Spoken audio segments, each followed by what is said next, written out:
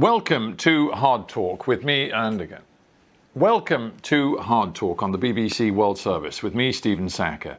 My guest today swapped an academic career in the law for a high-profile government position and is now feeling more political heat than he could possibly have bargained for some 3 years ago. Gedion Timothewo was appointed Attorney General by Ethiopia's Nobel Peace Prize winning Prime Minister Abiy Ahmed. At the time, the Ethiopian government was making much of its commitment to modernization and national reconciliation. Today, that agenda seems to have been overtaken by events. Notably, an intensifying internal conflict in the north of the country, which could, if not halted, threaten the very unity of the country.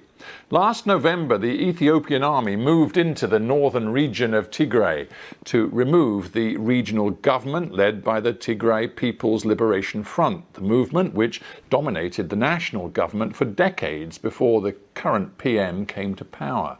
The result?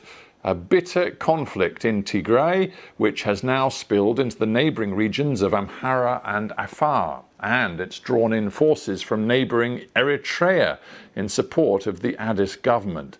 Thousands have been killed. There's disturbing evidence of atrocities committed on both sides, and the fighting has left hundreds of thousands facing the very real threat of famine. A couple of years ago, the Ethiopian government was basking in the warmth of international approval. Now its handling of this internal conflict is prompting accusations and condemnation. What went wrong? Well, Gedion Timothewo joins me now from Addis Ababa. Welcome to Hard Talk. Thanks for having me. Now, when we last spoke to each other nearly 9 months ago, you seemed very confident that your government was about to crush the forces of the Tigray People's Liberation Front. Are you now prepared to say that your government strategy has gone disastrously wrong? Mr. Sackur, as I have stated back then, we are in a position to retake Mekelle, and we are able to finalize the initial phase of the operation within a matter of 3 weeks.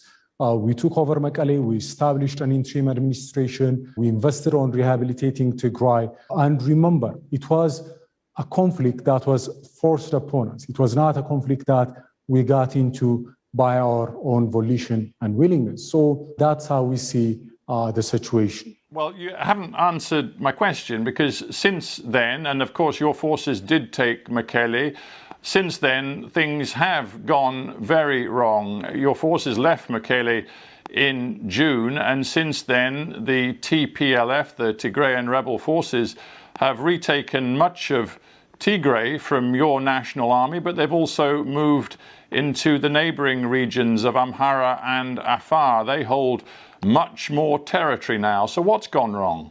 When we are holding Mekelle and when our forces were in Tigray, there are constant issues that were being raised about humanitarian access, the humanitarian situation. We wanted to improve the humanitarian situation. And we're also concerned by the fact that the TPLF was sending wave after wave of civilians against our troops. There was an extensive use of child soldiers by the TPLF.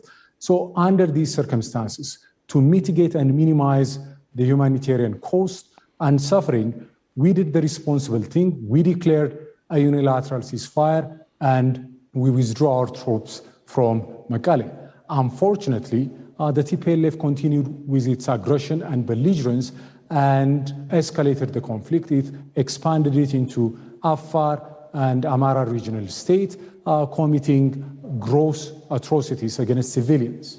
We'll get to the allegations of gross atrocities in a minute, but you tell me that you were concerned about the humanitarian situation. It's very hard for me to understand then why, to this very day, you and your government are maintaining a siege, a blockade of Tigray, which involves cutting off electricity, telecommunications, banking and financial services, something which the UN and other aid agencies say is materially affecting hundreds of thousands, millions of people. When we declared the humanitarian unilateral ceasefire, we established a humanitarian corridor through Afar.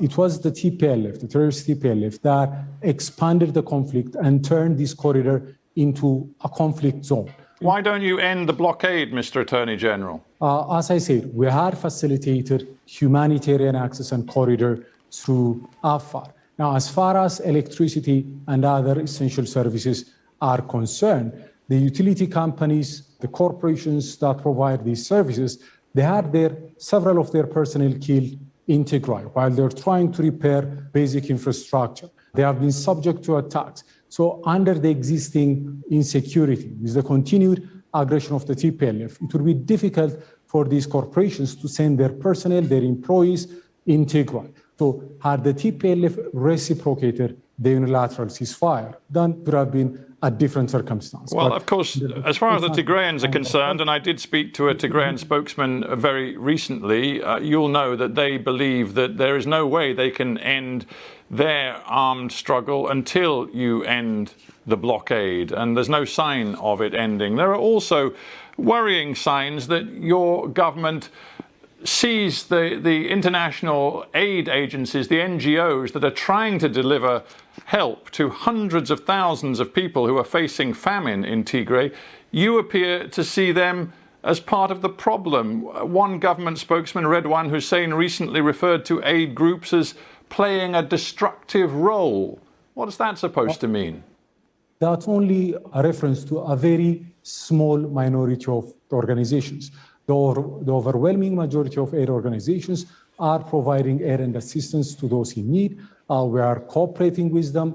We facilitate their work. So we don't have a problem with that. And as I noted earlier, when we declared the unilateral ceasefire, our objective, our intent was for humanitarian aid to reach the people in Tigray without any hindrance. That's why we established the corridors through Afar. We allowed humanitarian flights to take off from Addis and fly to Mekelle, but the continued aggression from the side of the TPLF has created a situation on the ground that is making things more and more complicated. I think people watching and listening to this conversation are going to find it hard to understand that while hundreds of thousands of people in the north of your country are facing the imminent threat of famine, hundreds of thousands have been displaced, are currently living in camps. You, in your government, have suspended the operations of various aid organizations, including Médecins Sans Frontières Holland branch and also the Norwegian Refugee Council. Why on earth have you done that? You have to understand that all the organizations that provide assistance and aid that operate in our territory have to respect our rules and regulations. As I have mentioned earlier, the overwhelming majority of humanitarian organizations have no problem with this, and they continue to provide assistance and aid. These organizations are trying to keep people alive, and you're stopping them operating. That's not the case. There has been administrative measures, but these measures are to ensure compliance with the appropriate regulations. As I have stated earlier, several organizations, numbering in the hundreds, are operating all over the country, providing assistance for those in need. We don't have a problem with them. We are working with them. We have a very constructive relationship. And we are also in consultation, in dialogue with these entities you have mentioned. And we believe that they will be able to rectify the violations very soon and will be able to reinstate their license. You are Ethiopia's Attorney General. Have you read the report from the University of Ghent in Belgium that went forensically through lists of people, named individuals, civilians who have been killed in the fighting in Tigray? They have come up with 2,562 civilians who died in 232 incidents, which the University of Ghent researchers are calling massacres in Tigray over the last several months. Have you read that report, and what have you done about it? We take all such allegations, all such reports seriously. We look into it. We conduct investigations. We are committed to ensuring accountability. The government of Ethiopia does not condone any such violations. And as we have tried to communicate to the public at large previously, we have conducted several investigations. There are additional investigations that are underway, both through the civilian and military tracks. And whenever we identify perpetrators, To the extent we find these kind of reports credible, we take measures to ensure accountability.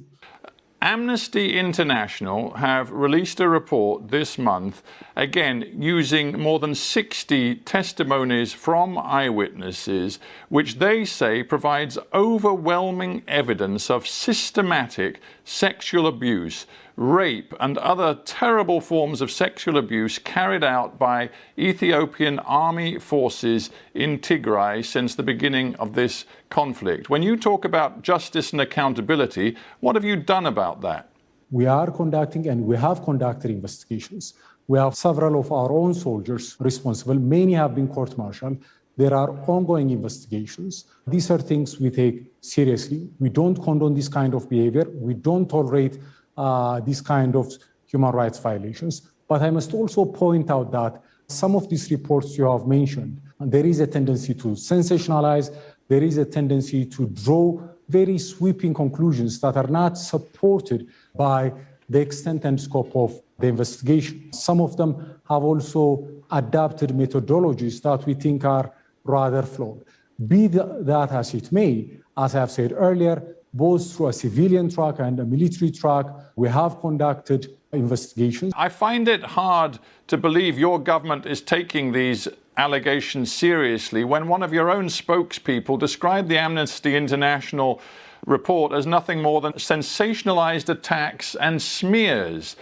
If you were serious about these terrible allegations, which involve accusations of victims being held in captivity for days and being systematically raped, some being handed over for sexual slavery, some being raped in front of their children, if you took these accusations seriously, you would have dozens and dozens of members of your armed forces behind bars right now. As I've said, these kind of matters are matters we take seriously. Yes, there could be sensationalized reports, and there are sensationalized reports drawing very exaggerated and unsubstantiated conclusions, but we take the victims seriously. We have conducted investigations, and more than dozens of our own soldiers have been sentenced to serious penalties, some including to life in prison. How many? More than 30. So our action speaks for itself. And in addition to this, I want to point out that the Ethiopian Armed Forces, the Ethiopian National Defense Force, is a disciplined fighting force. It is a force that has a long track record of serving within the UN framework, going back as far as the Korean War and in several parts of the continent.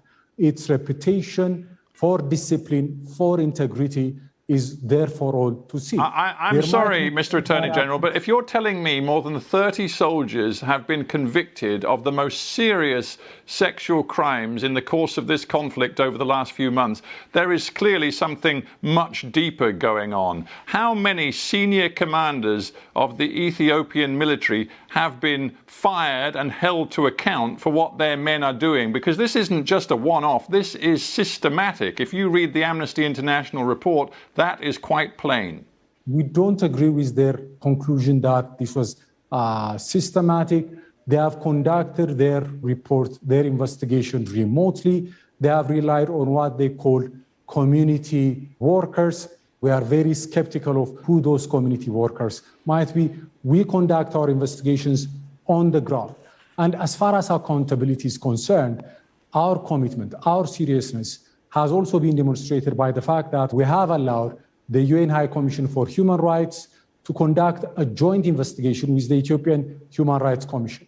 Only a government that is transparent, that is committed to the highest standards and values would permit this kind of scrutiny. Attorney General, you're right to point to this joint investigation, and the UN Human Rights Commissioner is involved. She says she takes the Amnesty International report very seriously, but there's another very profound problem here. You're the Attorney General of Ethiopia. Some of these allegations of the most extreme sexual violence come as allegations directed to Eritrean troops operating at the invitation of your government on your territory. You have no ability to deliver justice and accountability for the crimes committed by Eritrean troops, do you? regardless of who the perpetrators might be, our responsibility and our position is that we conduct investigations, we establish the facts. If there are individuals who are beyond our jurisdiction, there are established protocols and procedures to seek international legal cooperation, to work in collaboration with the authorities that have jurisdiction in neighboring countries. So this is a process that is underway. We work with neighboring countries on these kind of issues. So I think it's too early to jump to conclusions. And I would say that based on our actions and our conduct so far, our commitment to accountability is very clear. I must also point out that we are rather disappointed and a bit dismayed by the fact that several atrocities that are being committed by the terrorist TPLF against civilians, including children, is not being denounced, it's not being looked into by international human rights organizations. If you had watched my interview with the spokesman for the TPLF, you will know that I went into great detail. I would like to acknowledge that, and I do recognize that. Thank you. It's important that we challenge both sides in this conflict.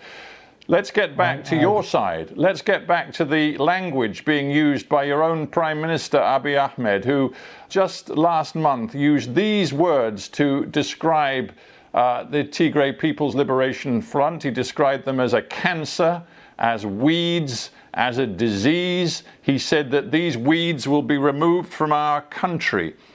As Attorney General, in a climate where there are accusations of ethnic cleansing, war crimes, crimes against humanity, what do you think of the language being used by your own Prime Minister?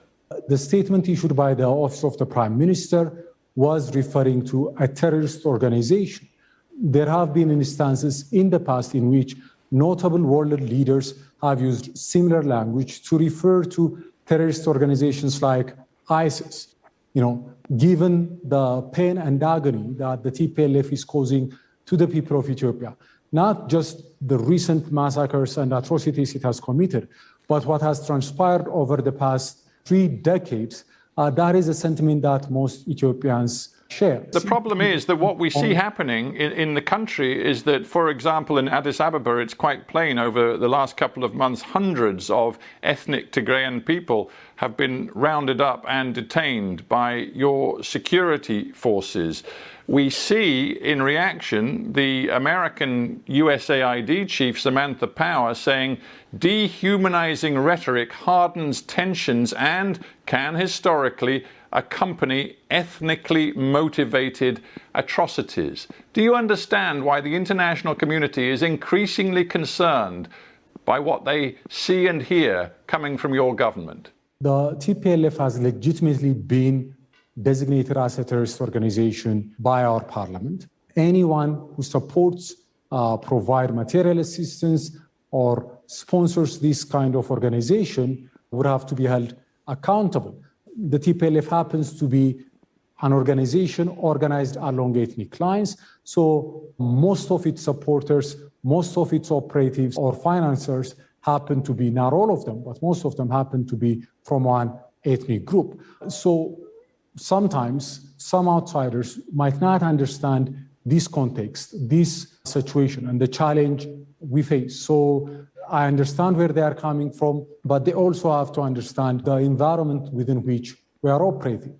What do you think are the prospects for the continued unity of your country? The leader of the TPLF said not long ago, Mr. Gebremichael, he said, trust has broken completely. And if they don't want us, referring to you in the Addis government, if they don't want us, why should we stay? There is a real risk of your country falling apart, isn't there? It's not falling apart. You have to remember, this is a very ancient and very resilient nation. We have overcome all sorts of challenge in our long history when we come united, when we are determined. And I believe there is a determination and resolve to neutralize the threat we face from the TPLF. We can overcome this challenge. The TPLF seems to be intent on either destroying Ethiopia.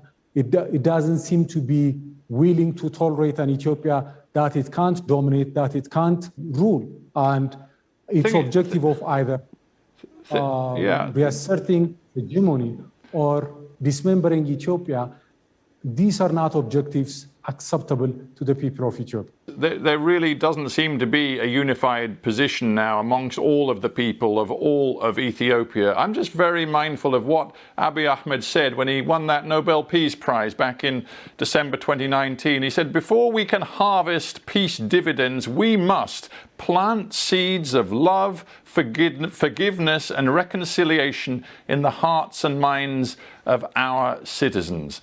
Very far from love, forgiveness and reconciliation, your government right now seems intent on crushing the Tigrayan rebels, eliminating the so-called cancer, and that doesn't sound like love, reconciliation and forgiveness. We have practiced forgiveness, we have practiced reconciliation. I mean, when the new administration came to power, the sins and transgressions of the TPLF were forgiven. The TPLF was given an opportunity to be part of the body politic of the Ethiopian state, despite the gross and systematic human rights violations and misrule. There were repeated efforts on the part of this government to find amicable solutions for the differences we had with the TPLF. It is the TPLF that triggered the conflict. It is the TPLF that dragged us into this conflict. You have to remember that this is not a conflict that we chose. It is a conflict that has been imposed upon us when the TPLF attacked the Northern Command. But there is no military solution, is there, Mr. Attorney General? In the end, this will have to be resolved through dialogue and compromise. And right now, your government isn't talking the language of dialogue and compromise. When we declared a unilateral ceasefire, we're giving peace a chance. I'm sorry, your Prime Minister just told the nation that all able-bodied civilians should join the fight to crush the Tigrayan rebels. That's not a ceasefire. When we declared the unilateral ceasefire, the TPLF, instead of reciprocating that unilateral ceasefire, expanded the conflict. It went on the offensive into Afar, into the Amara regional state. It displaced hundreds of thousands. It killed hundreds of civilians. Under these circumstances, what are we expected to do? The TPLF, as a terrorist organization, with its continued belligerence and aggression, made the ceasefire untenable. Under these circumstances, we have a right and responsibility to defend our population, and that's what we're doing. Gedion, Timothewo, we have to end there, but I thank you very much indeed for joining me from Addis Ababa.